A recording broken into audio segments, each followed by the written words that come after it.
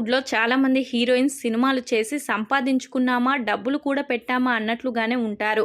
ఇక చాలా తక్కువ మంది సంపాదించిన దాన్ని సొసైటీకి తిరిగి ఇవ్వాలనే ఉద్దేశంతో ఉంటారు.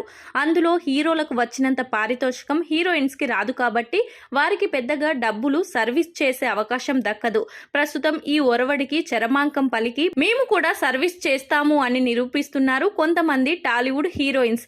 ఆ హీరోయిన్స్ ఎవరు, ఎలాంటి సర్వీసెస్ చేస్తున్నారో ఇప్పుడు తెలుసుకుందాం.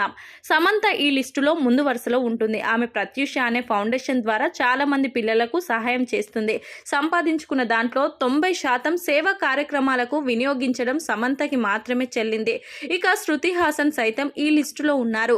తన తండ్రి కమల్ హాసన్ స్థాపించిన ఒక ఆర్గనైజేషన్ ద్వారా చాలా మందికి ఆరోగ్యం, చదువు విషయంలో సహాయం చేస్తున్నారు శృతి హాసన్.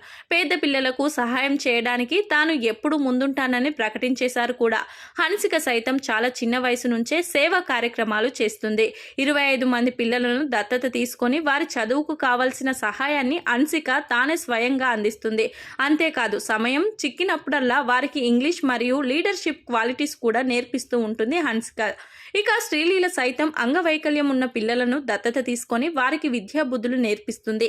ఆమె సొంతంగా ఒక సంస్థను కూడా ఏర్పాటు చేసి దాని ద్వారా ఎన్నో సేవా కార్యక్రమాలు చేస్తుంది. ఇక ఈ క్లబ్లో ఇప్పుడు సంయుక్త మీనన్ సైతం చేరారు.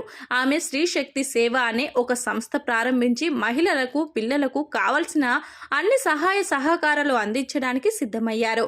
ఇలా ఈ హీరోయిన్స్ అంతా సేవ కోసం తమ డబ్బును ఖర్చు పెట్టడం నిజంగా చాలా గొప్ప విషయం.